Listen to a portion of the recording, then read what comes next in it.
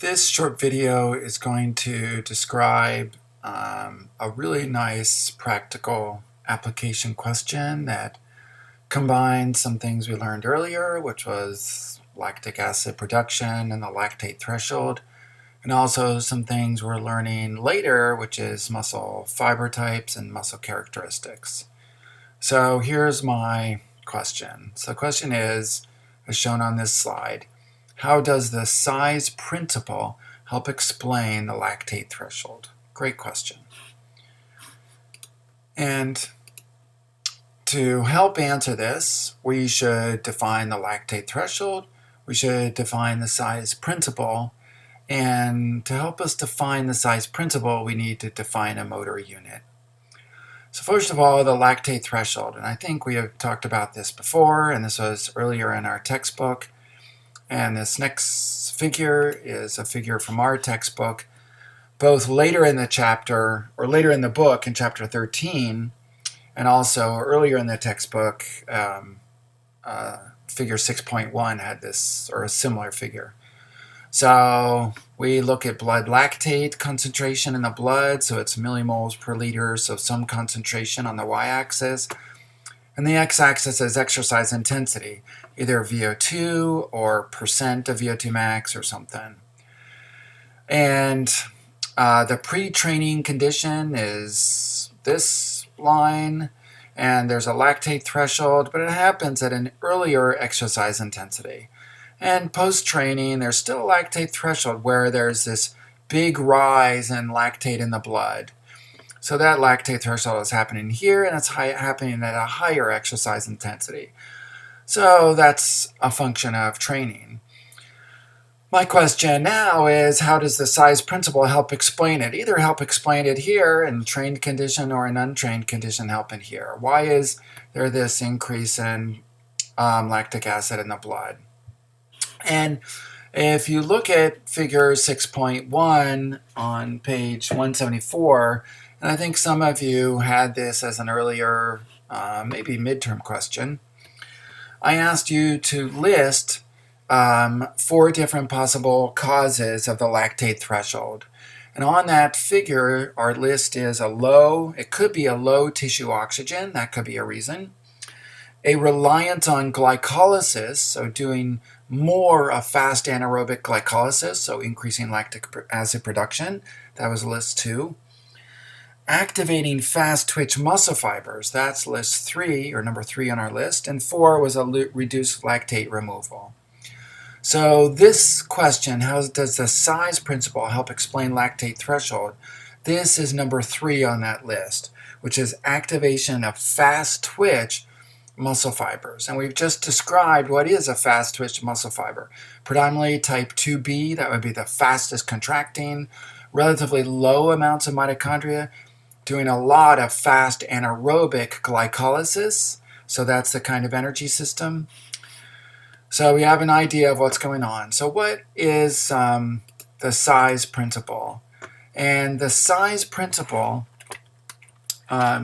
if you look around page 336 and 337 of our textbook, the size principle help explain this. First of all, a motor unit, and this is earlier in the chapter 10 of our book, or chapter 11 of our book. A motor unit is a motor neuron and all of the muscle fibers that it innervates.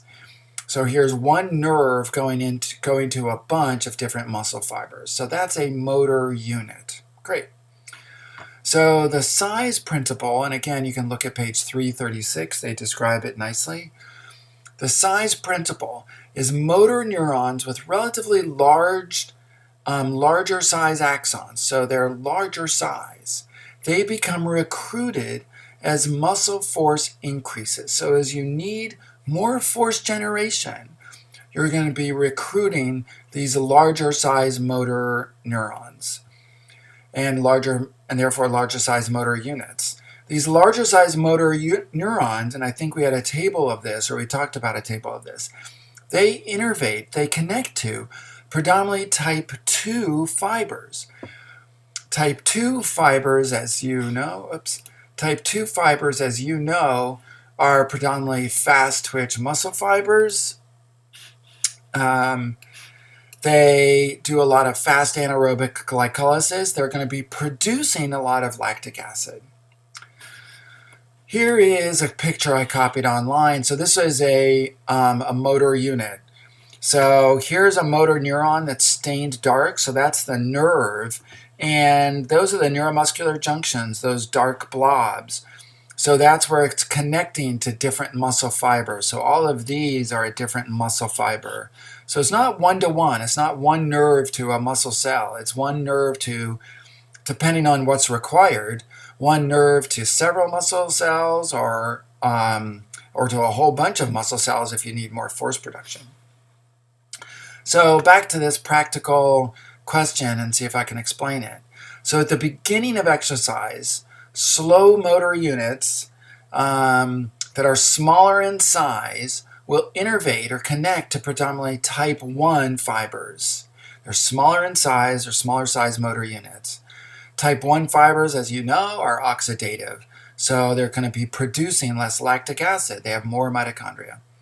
As exercise intensity increases, there's a greater demand for force production. So now you need to recruit additional motor units. These are larger in size principle, and they innervate predominantly type 2 muscle fibers. As you know, type 2 muscle fibers are glycolytic. They have less mitochondria. They're going to be producing more lactic acid.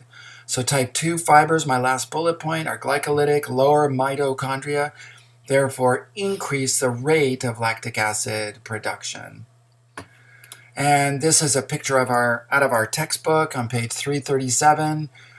So here's the number of motor units recruited, and here's the exercise intensity, light, moderate, heavy.